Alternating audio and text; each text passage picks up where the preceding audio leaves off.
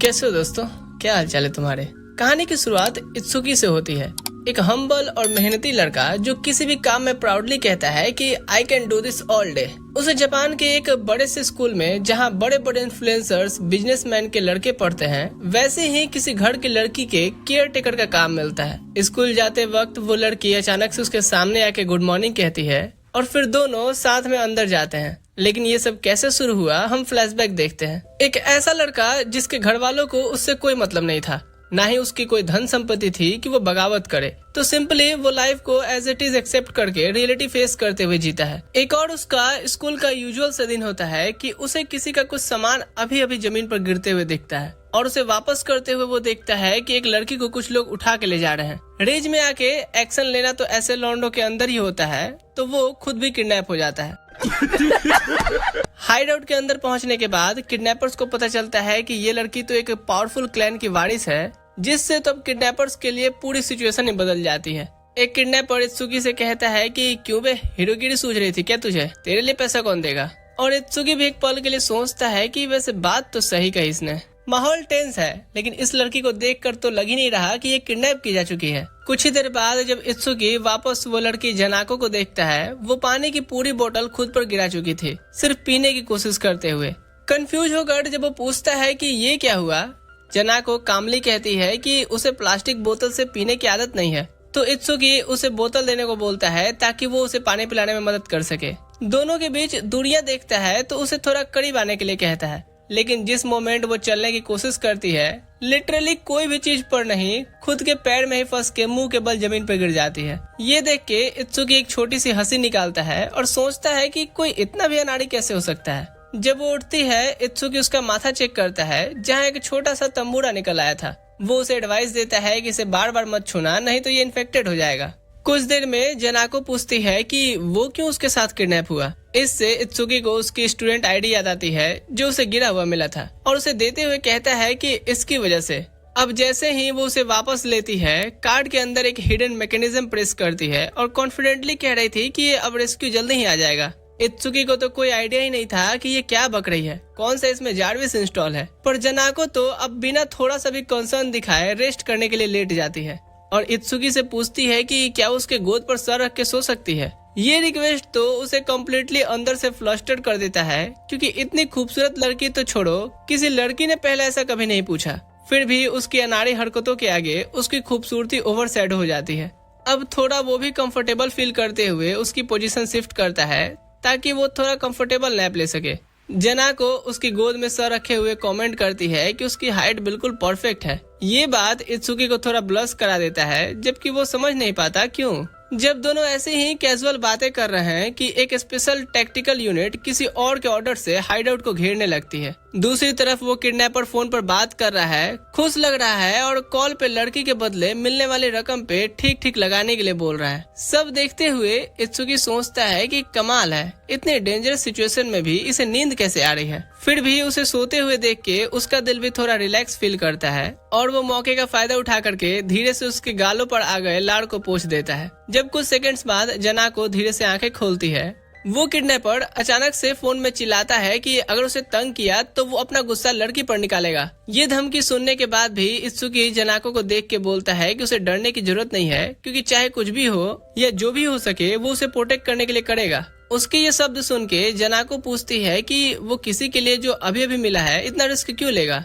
ये सवाल तो उसे सही में स्पीचलेस कर देता है। सोचते हुए इत्सुकी रियलाइज करता है कि चाहे उसके खुद का फ्यूचर होपलेस लगे, फिर भी किसी और को बचाने का उसके पास मौका है, और क्या पता ऐसे करते करते वो खुद के लिए भी एक होप ढूंढ ले। और इसी ख्याल के साथ वो एडमिट करता है कि वो दरअसल अच्छे से एक्सप्लेन नहीं कर सकता कि वो क्यों इतना आगे जाने के लिए तैयार है। उसका ये ऑनेस्ट जवाब जनाको की आंखों में एक अलग सी चमक ला देता है। एक सॉफ्ट सी स्माइल के साथ वो बोलती है कि वो उसे पसंद करती है और उसके साथ रहना उसे बहुत सेफ भी फील कराता है। वो आगे बोलती है कि वो किसी धूप में सूखे हुए फूटोन की तरह स्मेल करता है। ये अजीब सी कॉम्प्लीमेंट देने के बाद वो एक्सप्लेन करती है कि उसकी पूरी जिंदगी में उसके काफी केयरटेकर्स रहे हैं, लेकिन सब सीरियस और स्ट्रिक्ट थे, पर उसके साथ होने पे सब कुछ अलग अलग सा लग रहा है। शायद इसीलिए क्योंकि वो उसे नेचुरली ट्रीट कर रहा है बिना किसी फॉर्मेलिटी के, जिससे कि वो सच में रिलैक्स कर सकती है, और ये उसे जेन्युइनली खुश करता है। उसके वर्ड्स उसे कम्प्लीटली बाय सरप्राइज पकड़ लेते हैं और अब एक मोमेंट बाद जनाको उसका नाम पूछती है और वो बिना सोचे जल्दी से रिप्लाई करता है कि उसका नाम इत्सुकी इदो मिनारी है। जनाको भी अपना इंट्रोडक्शन देती है और जैसे ही वो उसके गालों को अपने हाथों में लेने वाली थी, मॉर्टल का एक स्मोक ग्रेनेड विंडो से क्रैश करके सीधा अंदर आता है और एक्सप्लोड हो जाता है, जिससे पूरा रूम ही धुआं हो जाता है। फिर रेस्क्यू टीम हाइडआउट में मार्च करती है और किडनैपर्स को अरेस्ट कर लेती है। पहले तो वो इत्सुकी को भी घुटने पे ले आते हैं, पर जल्दी ही रियलाइज कर लेते हैं कि वो भी सिर्फ एक विक्टिम है। डिप्टी कमांडर शिजुने इस ऑपरेशन को लीड कर रही है, जिससे जनाको एश्योर कर रही है कि ये लड़का कोई क्रिमिनल नहीं है। रेस्क्यू के बाद शिजुने जनाको को हल्का डांटती भी है कि आप बिना बताए चली गई, लेकिन वो तो वार्निंग बिल्कुल इग्नोर करती है। फिर जनाको सबको सरप्राइज करती है अनाउंस करके कि वो इत्सुकी को अपने साथ ले जाना चाहती है। शिजुने बिना हेजिटेशन के एग्री कर लेती है और तुरंत इसे एक ऑफिशियल अरेंजमेंट की तरह ट्रीट करने लगती है। उस वक्त ही ये भी क्लियर हो जाता है कि शिजुने ने उसे देखते ही इत्सुकी का बैकग्राउंड वेरिफिकेशन भी करवा लिया था, जो एक्सट्रीमली डिफिकल्ट फाइनेंशियल और फैमिली सिचुएशन वाला है। इसलिए वो और कोनोहाना फैमिली उसे जनाको का पर्सनल केयरटेकर बनाने के लिए रिक्रूट करते हैं, स्ट्रिक्ट रूल्स के साथ और बधेरो कॉन्सिक्वेंसेस अगर वो कभी लाइन क्रॉस करे तो। फिर इत्सुकी को बड़े से कानोहाना फैमिली मेंशन में ले जाया जाता है, जहां वो इस फैमिली की ट्रू वेल्थ और इन्फ्लुएंस की असली हद क्या हो सकती है ये देखता है। वहां काजुन जनाको का बाप कंफर्म करता है कि लगता है वो इत्सुकी से डीपली अटैच्ड हो गई है और इसीलिए वो उसकी देखभाल के लिए परफेक्ट इंसान है। जॉब पूरी तरह एक्सप्लेन करने से पहले वो उसे जनाको की कुछ अनयूजुअल और ट्रबलसम डेली लाइफ दिखाना शुरू करता है, रिवील करते हुए कि उसकी देखभाल करना इत्सुकी के लिए जितना सोचा है उसने कहीं ज्यादा कॉम्प्लिकेटेड होने वाला है। जैसे जैसे वीडियो आगे बढ़ता है, इत्सुकी और भी शॉक्ड होता जाता है,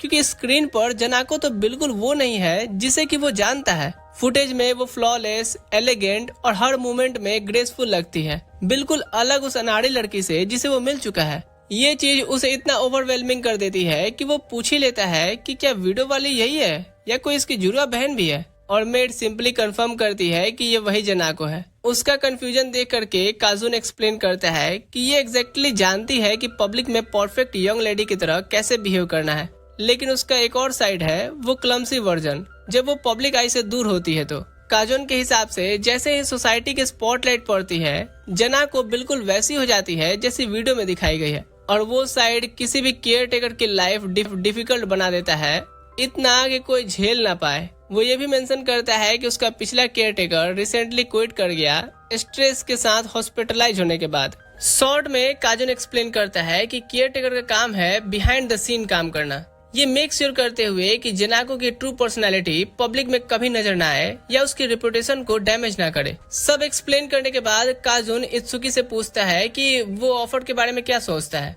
क्लियरली होप करता है कि वो एक्सेप्ट तो कर ही लेगा। नर्वसली इत्सुकी पूछता है कि सैलरी तो मिलेगी ना।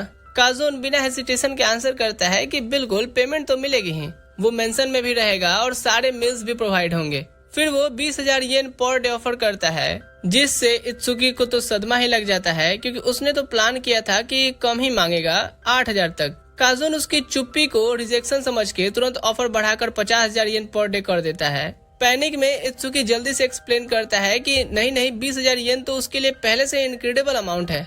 फिर काजुन और सीरियस हो जाता है, एम्फसाइज करता है कि एक केयर टेकर की रिस्पॉन्सिबिलिटीज कहीं ज्यादा है जितना इत्सुकी रियलाइज कर रहा है। वो पूछता है कि क्या उसे पता भी है कि जनाको को इतना फ्लॉलेस पब्लिक इमेज क्यों मेंटेन करना पड़ता है। जवाब का वेट किए बिना काजुन खुद ही बताता है कि ये फ्यूचर में एक फेवरेबल मैरिज सिक्योर करने के लिए है। हाल ही में कोनोहाना ग्रुप इंटरनल कॉन्फ्लिक्ट्स और हेवी बिजनेस राइवलरीज को फेस कर रहा है, जिससे वो शादी फैमिली के फ्यूचर के लिए क्रूशियल हो गई है। इसलिए जनाको को एकेडमी में और सोशल इवेंट्स में परफेक्ट रेपुटेशन मेंटेन करनी है, और केयर टेकर वो होता है जो ये बिहाइंड द सीन इंश्योर करता रहे कि उसकी रेपुटेशन और कोनोहाना फैमिली की रेपुटेशन दोनों प्रोटेक्टेड है या नहीं। आखिर में काजुन डायरेक्टली पूछता है कि क्या वो ये रिस्पॉन्सिबिलिटी लेने के लिए तैयार है। इत्सुकी जनाको की केयर टेकर की पोजीशन एक्सेप्ट करता है 20,000 येन पर डे सैलरी के साथ, और उसका पहला दिन अगली सुबह ही शेड्यूल होता है। काजुन, जो जनाको का बाप और कोनोहाना फैमिली का हेड है, क्लियर करता है कि काम कांस्टेंट सुपरविजन मांगता है, क्योंकि जनाको अपने केयर टेकर पर बहुत डिपेंडेंट है। मीटिंग खत्म करने से पहले वो एक डायरेक्ट और चिलिंग वार्निंग भी देता है उसे, क्लियर करता हुआ कि अगर उसकी बेटी के साथ कोई भी इनअप्रोप्रिएट बिहेवियर हुआ तो उसे कॉन्सिक्वेंसेस झेलने होंगे, जिससे इत्सुकी की तो फट ही जाती है। उसके बाद वो मेंशन में सेटल किया जाता है। साथ में इंफॉर्मेशन भी मिलती है कि कल से वो भी एकेडमी जनाको के साथ ही अटेंड करेगा।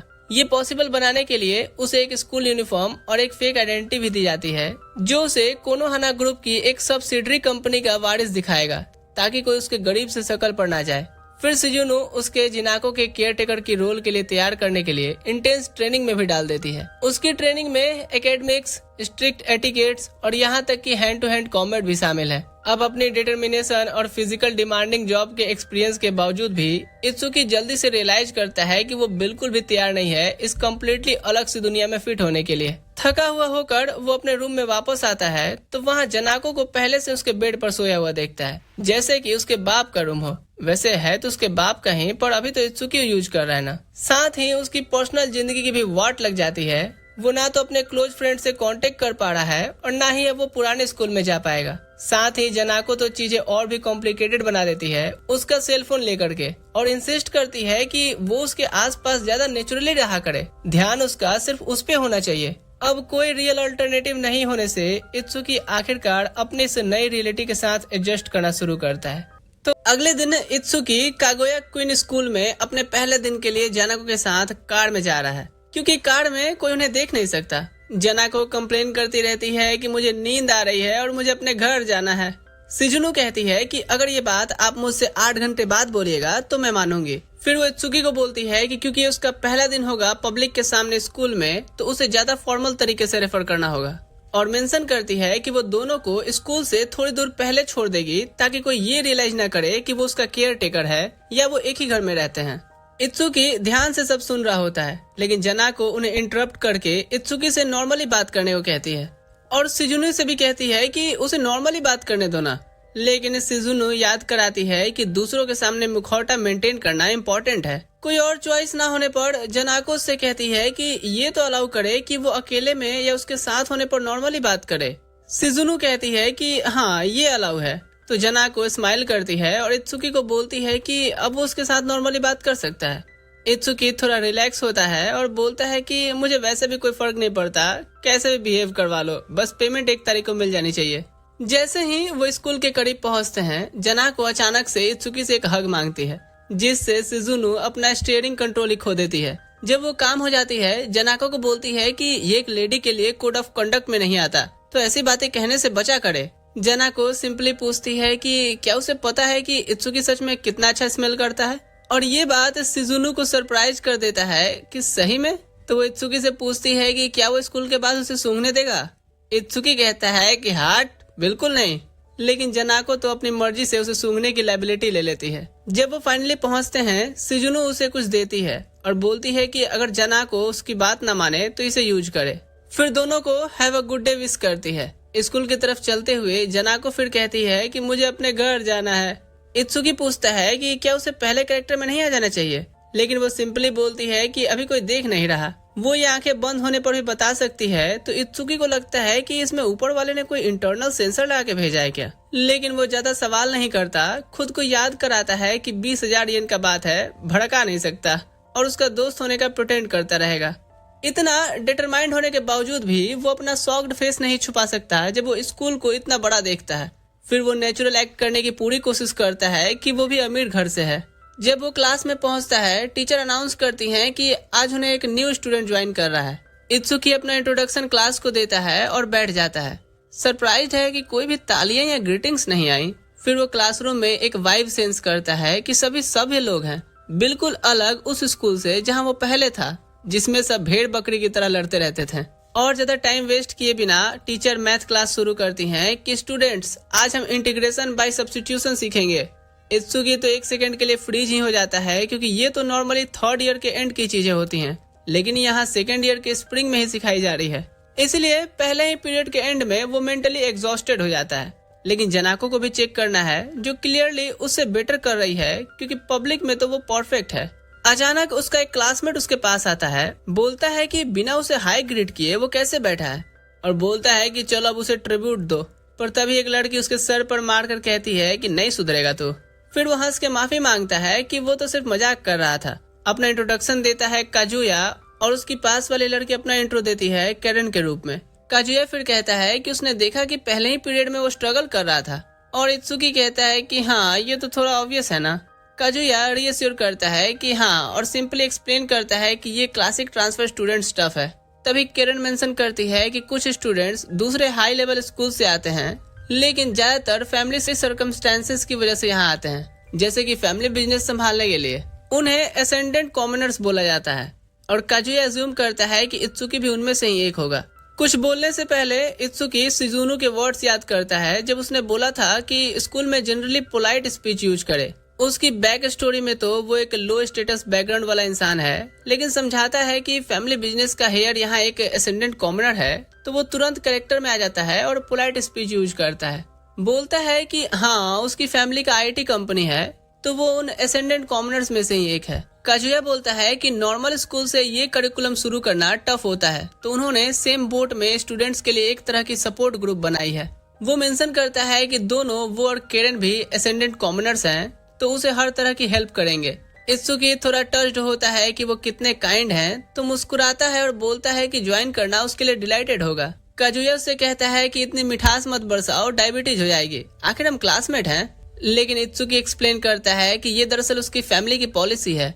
अब इसके बारे में कुछ ना कर पाने की वजह से काजुया सब्जेक्ट चेंज करता है, लेकिन उसका एक्सप्रेशन भी तुरंत से चेंज हो जाता है जब वो पूछता है कि जनाको के साथ उसका क्या रिलेशन है।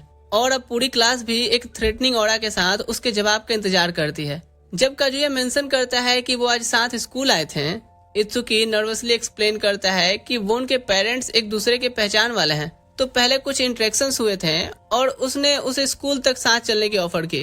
काजुया पूछता है कि बस यही ना, जानना चाहता है कि वो इंगेज तो नहीं है या कुछ ऐसा। सवाल उसे सरप्राइज कर देता है, तो इत्सुकी तुरंत डिनाई करता है कि नहीं ऐसा कुछ भी नहीं है, जिससे मूड अब वापस नॉर्मल हो जाता है। केरन एक्सप्लेन करती है कि सबकी नजर जनाको पर रहती है क्योंकि वो प्रैक्टिकली स्कूल की सबसे बड़ी सेलिब्रिटी है, अपने ईयर में सबसे बेस्ट ग्रेड्स पाती है और सिंपली गॉर्जियस भी है। उसने सुना था कि वो लंच ब्रेक्स में भी रिमोटली अपनी कंपनी की मीटिंग्स ज्वाइन करती है, जो कोनोहाना से एक्सपेक्टेड है। इत्सुकी जल्द पता लगा लेता है कि ये तो सिर्फ एक रूमर है, क्योंकि लंच ब्रेक के दौरान जनाको तो सच में स्कूल के रूफ टॉपर्स का वेट कर रही है। अब जब वो अकेले हैं, इत्सुकी नॉर्मली उससे बात करता है और पूछता है कि क्या वो हमेशा यहीं आती है, और जनाको सिंपली एक्सप्लेन करती है कि ये अकेले रहने के लिए एक अच्छी जगह है। जैसे ही वो बैठ करके खाना खाते हैं, इत्सुकी सच में सरप्राइज्ड है क्योंकि उसने पहले कभी इतना अच्छी तरह से पैक्ड लंच नहीं खाया। जनाको क्लेरिफाई करती है कि कैफेटेरिया में बेटर माल मिलता है, लेकिन पैक्ड लंच के साथ वो सिर्फ वो ले सकती है जो वो खाती है।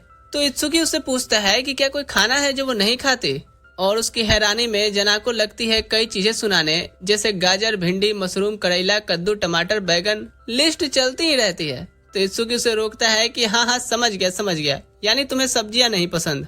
और जनाको भी बिना किसी शर्म के एडमिट करती है, फिर अपना मुंह खोलती है उसे खिलाने को बोल के। इत्सुकी पहले तो थोड़ा सरप्राइज है, लेकिन वो क्वेश्चन भी नहीं कर सकता और सिंपली फीड करता है। ये उसे सेटिस्फाइड फील कराता है, लेकिन जनाको फिर वही करने का डिसाइड करती है और उसे खिलाने का ऑफर करती है। इससे वो थोड़ा एम्बेरेस्ड फील करता है, फिर भी ना तो नहीं बोल सकता ना, और वो सच में शॉक्ड है कि ये कितना अच्छा है, क्योंकि उसने पहले कभी ऐसा अच्छा रोल्ड ऑमलेट नहीं खाया था।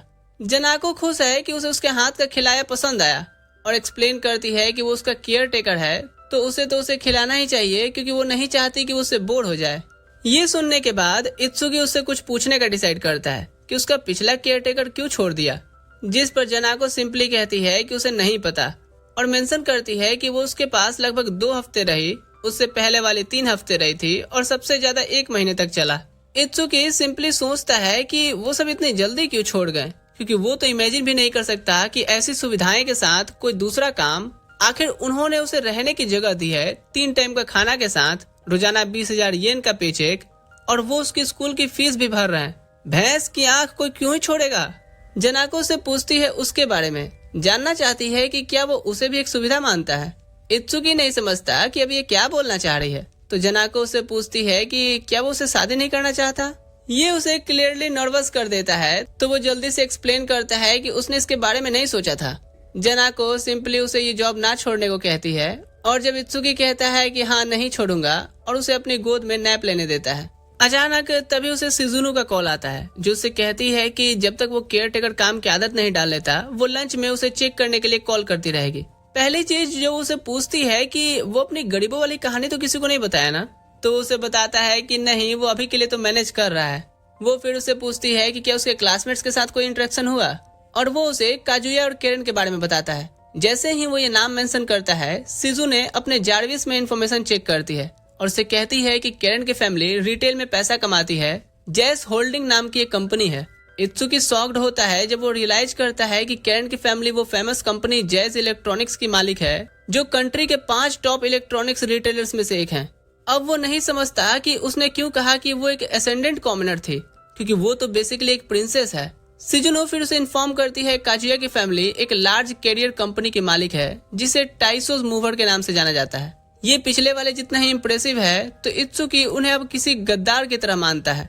उसके बाद के पीरियड में जनाको अपना परफेक्ट पर्सोना मेंटेन करती रहती है और इत्सुकी नोटिस करता है कि वो हमेशा स्टूडेंट से घिरी रहती है, तो वो सोचता है कि उसे इसके बारे में ज्यादा चिंता नहीं करनी चाहिए। लेकिन शिजुनो उसी वक्त फिर उसे कॉल करती है, कहते हुए कि जनाको ने गलती से अपना वॉलेट कहीं ड्रॉप कर दिया है, क्योंकि उसकी पर्सनल ट्रांसमीटर और वॉलेट की ट्रांसमीटर लोकेशन अलग अलग दिखा रही है।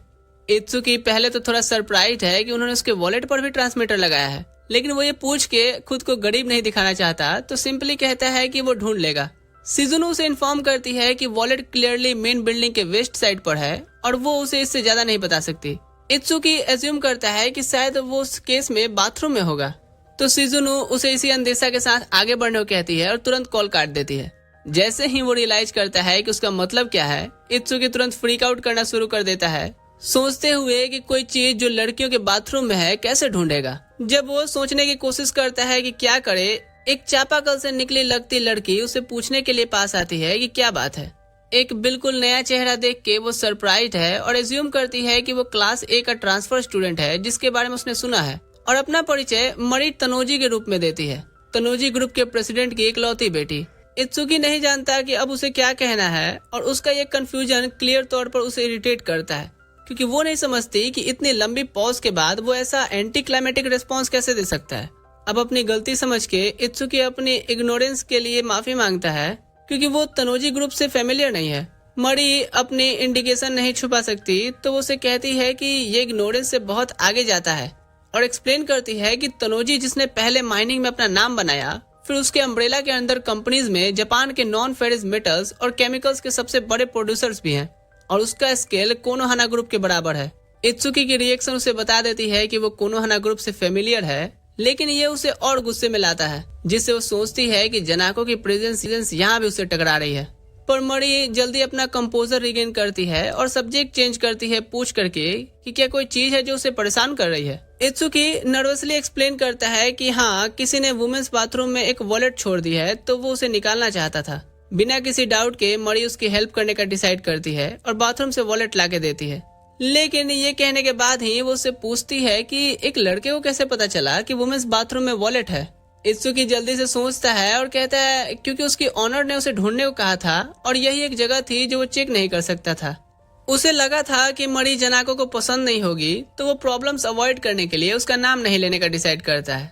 उसकी एक्सप्लेनेशन सुनने के बाद मरी उससे कहती है कि लगता है किसी ने उसे अपना अरोन बॉय बना लिया है, जो पूरी तरह से गलत बात है। मरी उसका लैक ऑफ कॉन्फिडेंस भी नोटिस करती है, तो वो उसे ज्यादा क्लियरली बोलने को कहती है, और जब वो ज्यादा फॉर्मली बोलता है, मरी कंफर्म करती है कि उसके अंदर पोटेंशियल है, तो वो उसे अपना पोस्टर भी फिक्स करने की एडवाइस देती है, क्योंकि कॉन्फिडेंस सही पोस्टर से ही आता है। इत्सुकी उसके इंस्ट्रक्शंस को तुरंत फॉलो करता है, तो मरी सेटिस्फाइड होकर के जाती है और उसे बताती है कि अगर उसे फ्यूचर में किसी चीज की जरूरत हो तो उसे सिर्फ उसके गोल्डन लॉक्स ढूंढने होंगे। ये इंटरेक्शन अच्छे से खत्म होने ही वाली थी, लेकिन इत्सुकी डिसाइड करता है उसे पूछने की कि क्या ये स्कूल में बालों को डाई करने से मना किया जाता है। मरी तुरंत फ्रीज हो जाती है, उसे पूछते हुए कि क्या वो ये कहना चाहता है कि उसके बाल एक गोल्ड प्लेटेड रिंग की तरफ फेक हैं। इत्सुकी उसे कहता है कि उसका वो मतलब नहीं था, लेकिन मरी तो सिर्फ शर्म में भाग जाती है, कहते हुए कि नहीं, वो अपने बाल डाई नहीं करती। वो उसे जाने देता है, हालांकि उसे क्लियरली पता है कि वो अपने बाल डाई करी है। अब इत्सुकी कैसे भी आज का दिन गुजरने में मैनेज कर लेता है और आखिरी क्लास के बाद केरन और काजुया उसे अप्रोच करते हैं, पूछने के लिए कि क्या वो वेलकम पार्टी में आना चाहता है। वो पोलाइटली इनविटेशन रिजेक्ट करता है कि उसे आज जल्दी घर जाने को कहा गया है, लेकिन वो एश्योर करता है कि वो उनका ऑफर कभी दूसरी बार जरूर एक्सेप्ट करेगा, क्योंकि उसके स्कूल के बारे में कुछ सवाल भी हैं। फिर वो बाद में बाहर जाता है और जनाको को स्कूल ग्राउंड्स के किनारे एक तालाब में मछलियों को खिलाते हुए देखता है। कहता है कि जाना नहीं है क्या, थोड़ा कंफ्यूज्ड है क्योंकि सुबह वो सिर्फ मुझे अपने घर जाना है की जिद कर रही थी और अभी देखो तो जनाको भी सिंपली कहती है कि हाँ वो अब यहाँ रहना चाहती है क्योंकि मेंशन में उसे फिर कुछ सीखने या करना पड़ेगा, जिसका मतलब है कि वो रिलैक्स नहीं कर सकती। इत्सुकी उसे कहता है कि वो फिर भी यहाँ हमेशा तो नहीं रह सकती ना। वो उसे उठाने की पूरी कोशिश करता है लेकिन वो तो नोई नोई करती रहती है। तब उसे याद आता है कि शिजुनु ने उसे इस सिचुएशन में मदद के लिए कुछ दिया था, लेकिन जब वो चेक करता है कि वो क्या है तो उसे सिर्फ पोटैटो चिप्स का एक पैकेट दिखता है। पर जनाको तो तुरंत पोटैटो चिप्स के बैग तक पहुंचने की कोशिश करते हुए उसकी तरफ जंप करने लगती है और इत्सुकी उससे कहता है कि ये उसे सिर्फ तभी मिलेगा जब वो घर चलेगी। अब मना करने में अनेबल जनाको एंड में गिव अप करती है और घर वापस जाती है। इत्सुकी फिर पता लगाता है कि आमतौर पर पोटैटो चिप्स जैसी टेम्परेट फूड्स की इजाजत क्यों नहीं होती उसे। स्कूल की थकान भरी ड्राइव थी, लेकिन जब वो वापस आया तो और भी बुरा। शिजुको के मिलते हैं उसे लेसन एटिकेट्स और सेल्फ डिफेंस लेसन के बाद हालांकि वो आसानी से गिव अप कर देता है, शिजुनु एडमिट करती है कि वो जल्दी सीखने लगता है। वो उसके बाद एक सवाल पूछने का डिसाइड करता है क्योंकि जनाको ने उसे बताया था कि उसका सबसे लंबा केयरटेकर 1 महीने तक ही रहा था और वो जानना चाहता है क्यों। शिजुनु एक्सप्लेन करती है कि उसके डैड ही थे जिसने उसके सारे पिछले केयरटेकर ढूंढे थे और वो सब जनाको के साथ बहुत स्ट्रिक्ट थे, तो वो ट्रस्ट का रिश्ता बनाने में अनेबल थे। ये कागन के लिए डिस्ट्रेस और एक सिग्निफिकेंट सोर्स रहा था और ये पहली बार है जब उन्होंने कोनोहाना फैमिली से कोई ताल्लुकात ना रखने वाले एक ऑर्डिनरी इंसान को हायर किया है और ये उनके लिए एक गैम्बल भी है। इत्सुकी उस कन्वर्सेशन के बाद सब कुछ थोड़ा बेटर समझने लगता है और वो यकीन नहीं कर सकता कि ये सिर्फ उसका पहला दिन है और वो सोचता है कि क्या वो सच में ये सब झेल भी सकता है। वो अपने सेल्फ डिफेंस लेसन के बाद जनाको से मिलता है और वो उसे बताने में बिल्कुल हेजिटेट नहीं करती कि वो पसीने से महक रहा है। इत्सुकी क्लेरिफाई करता है कि वो जस्ट नहाने के लिए जा रहा है, तो जनाको डिसाइड करती है उसे अपने रूम ले जाए अपना पर्सनल बात दिखाने। इत्सुकी ऑनेस्टली सिर्फ इस बात से सरप्राइज है कि सब कुछ कितना फैंसी लगता है, लेकिन वो ये सब भूल जाता है जब जनाको अपने कपड़े उतारती है और उसे साथ आने को कहती है। कुछ भी समझे बिना वो सिंपली उसके साथ स्विम सूट्स में बाथ लेने एंटर करता है। इत्सुकी शांत रहने की अपनी पूरी कोशिश करता है, यहाँ तक कि खुद को डिस्ट्रैक्ट करने के लिए कुछ ढूंढने की कोशिश करता है और आखिरकार एक आइडिया आता है और शिजुनु के अरेंज किए उसके क्लासमेट्स के प्रोफाइल पढ़ने का डिसाइड करता है। लोग स्कूल में अपने फैमिली बिजनेसेस के बारे में बहुत बातें करते हैं, तो वो चाहती है कि वो उन्हें याद रखे, इसलिए दी थी। इत्सुकी यहाँ जनाको से पूछता है कि क्या क्लास में उसके कोई सच में दोस्त हैं, लेकिन उसकी सरप्राइज में जनाको जल्दी ही डिनाई कर देती है। वो उसे कहती है कि हालांकि वो आमतौर पर स्टूडेंट से घिरी रहती है पर उनमें से कोई उसकी दोस्त नहीं है। इत्सुकी एडमिट करता है कि वो भी नोटिस किया है, तो वो सच में सरप्राइज नहीं है। फिर वो उससे पूछता है कि क्या वो कभी चाहती है कि कोई उसका एक अच्छा दोस्त भी होता, लेकिन वो तो सिंपली कहती है कि अभी तो सिर्फ वही है जिसकी उसे जरूरत है। इत्सुकी थोड़ा फ्लस्ट्रेड हो जाता है, लेकिन वो उसे एनीवेज थैंक्स करता है और तब जनाको डिसाइड करती है कि वो उसके थोड़ा करीब बैठे और उसके हेयर वॉश करे, क्योंकि शिजुनु हमेशा यही करती है। कोई दूसरा चॉइस ना होने पर इत्सुकी सिंपली एज्यूम करता है कि ये भी तो काम का हिस्सा ही है, तो वो उसके हेयर वॉश करना शुरू करता है और पूछता है कि उसने उसे केयर टेकर क्यों चूज किया। जनाको सिर्फ मुस्कुराती है और कहती है कि उसे पसंद है कि वो सिंपली जो कहती है वो एक्सेप्ट करता है और उसका ख्याल रखता है। इत्सुकी कुछ नहीं कहता क्योंकि ये सच में एक सही जवाब तो नहीं है, लेकिन वो कम से कम सोचता है कि ये जानना भी अच्छा है कि वो सच में उस पर ट्रस्ट करती है। तभी जनाको अचानक से खड़ी हो जाती है और गर्मी की शिकायत करने लगती है, कहते हुए कि उसका स्विमसूट अब रास्ते में आ रहा है। इत्सुकी तो तुरंत पैनिक करने लगता है कि अभी ये रास्ते में आ रहा है तभी तो एक्सीडेंट होने से बचा है, लेकिन वो तो एक्सप्लेन करती है कि उसने आज सिर्फ बात में स्विमसूट इसलिए पहना है क्योंकि शिजुनु ने इंसिस्ट किया था। अब जैसे ही इत्सुकी को पता चलता है कि शिजुनु जानती है कि वो वहाँ है, दरवाजे के पीछे से उसे घूरती हुई उसकी परछाई दिख जाती है। वो उसी वक्त सफेद पड़ जाता है। जब जनाको निकल जाती है तो शिजुनु उससे बात करने का डिसाइड करती है, उसे बताते हुए कि वो शुरुआत से ही देख रही है कि ये सब क्या चल रहा है। वो उसे इन्फॉर्म करती है कि उसने कपड़ों का एक चेंज और साथ ही उसकी बंदूक की नली खाली करने के लिए एक मेडिसिन भी तैयार की है। वो उसे इंस्ट्रक्ट करती है कि फ्यूचर में किसी भी सिचुएशन में जहां वो जनाको के लिए अपना लाड़ बहाए, उसे इनमें से पहले ही एक ले लेनी चाहिए। इत्सुकी सिर्फ डर से कांपने लगता है, एक हॉरिफाइड स्क्रीम निकालता है, पर उसे बिल्कुल अंदाजा नहीं था कि शीशी में तो सिर्फ विटामिन डी की गोली है। अगली सुबह स्कूल में वो खुद को आने वाले दिन के लिए प्रिपेयर करने में मैनेज करता है, लेकिन कुछ भूला हुआ लग करके गलती से एक दूसरे स्टूडेंट से टकरा जाता है। जैसे ही लड़की उसे देखती है वो तुरंत उसे पहचान लेती है और हालांकि वो तो डम खेलने की कोशिश करता है पर वो आसानी से कंफर्म कर लेती है कि वो वही है, तो तुरंत उसे आंसुओं में जंप करती है उस पे, कहते हुए कि उसने उसे कितना मिस किया। अब होगा टोटल सयापा। वीडियो पसंद आया लाइक शेयर करके जाना, बाकी मैं मिलता हूँ अगली वीडियो में। ठीक है दोस्तों, अभी के लिए मैं चलता हूँ। Thanks for watching.